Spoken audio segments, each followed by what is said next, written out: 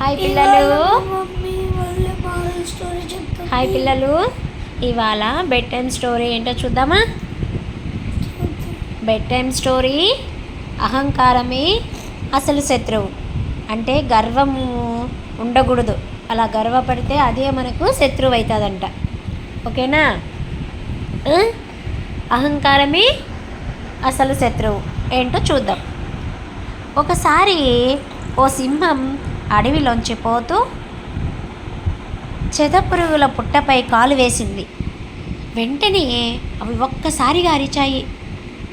సింహం మరింత రెచ్చపోయి పుట్టను నేలమట్టం చేసింది. అడవికి రాజైనంత మాత్రాన సరిపోతుందా? కాస్తైనా హుందాతనం ఉండక్కర్లేదా? మా పుట్టని ఇలా ఎందుకు నాశనం చేశావు అని అడిగాయి కోపంగా. దానికి ఆ సింహం వెటకారంగా నవ్వుతూ, ఉఫ్ అంటే ఎగిరిపోతారు, కంటికి సరిగా కనిపించనైనా కనిపించరు, మృగరాజునైనా నన్ని ఎదిరిస్తారా మీరు అని నిర్లక్ష్యంగా సమాధానం చెప్పి వెళ్ళిపోయింది సింహం. చెదపురుగులకు చాలా కోపం వచ్చింది. ఎందుకు కోపం వచ్చింది? వాటి పుట్ట పైన వాళ్ళ ఇంటిని పాపం అంతా కూల్చేసింది కాబట్టి. ఎలాగైనా ఆ సింహం ప్రగరు అంచాలి అని అవన్నీ కలిసి ఒక ఆలోచన వేశాయి. అప్పటి నుంచి కనిపించిన చెట్లను మొక్కల్ని పట్టాయి. చూస్తుండగానే కుందేళ్ళు, జింకలు, దుప్పల్లాంటి జంతువులకు ఆహారం దొరకకుండా చేశాయి. అంటే అవి చెదులు పడుతుంది కదా, అవి చెట్లకు అన్నిటికీ చెదులు పట్టేయడం వల్ల చెట్లన్నీ చచ్చిపోయాయి. అప్పుడు కుందేళ్ళకి, జింకలకి, అడవిలో ఉన్న జంతువులకి ఆహారం అనేది దొరకలేదు. అప్పుడు దీంతో ఆ జీవులన్నీ అడవిని వదిలి మరో చోటుకు వెళ్ళిపోయాయి.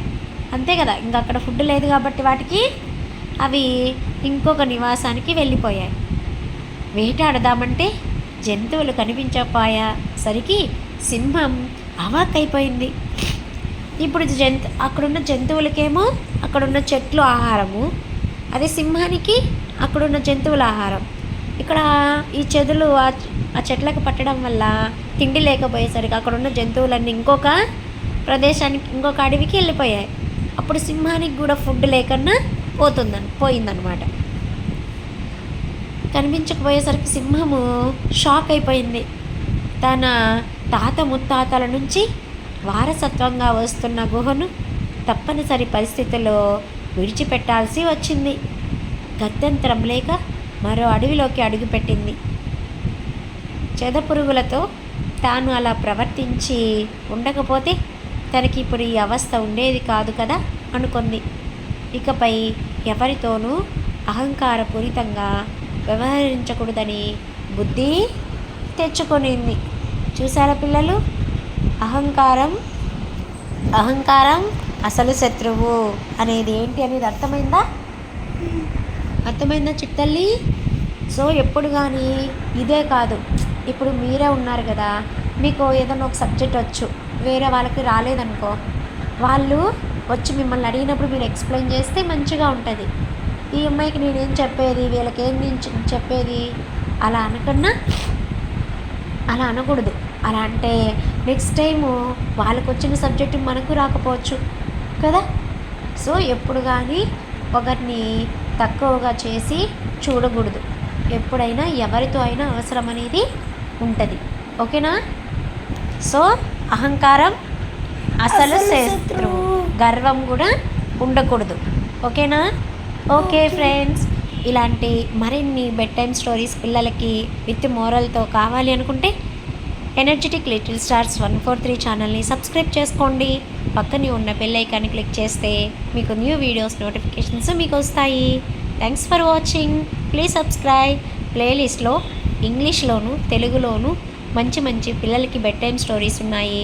అదేవిధంగా మంచి నవలలు, పిల్లలు షార్ట్స్లో ఫన్నీగా జోక్స్, డ్యాన్స్ కూడా ఉన్నాయండి. చూసి ఎంజాయ్ చేయండి. Thanks for watching. ఇలాంటి మంచి మంచి తెలుగు కథలు చిన్నపిల్లలకు సరదాగా కాసేపు కథలు నవ్వుకోవడానికి మంచి మంచి నవలలు ప్లేలిస్ట్లో అవైలబుల్లో ఉన్నాయి. తెలుగు, ఇంగ్లీషు. పిల్లలు తెలుగు స్టోరీని ఇంగ్లీష్లో ట్రాన్స్లేట్ చేసి వీడియోస్ కూడా ఉంటాయి అవైలబుల్లో.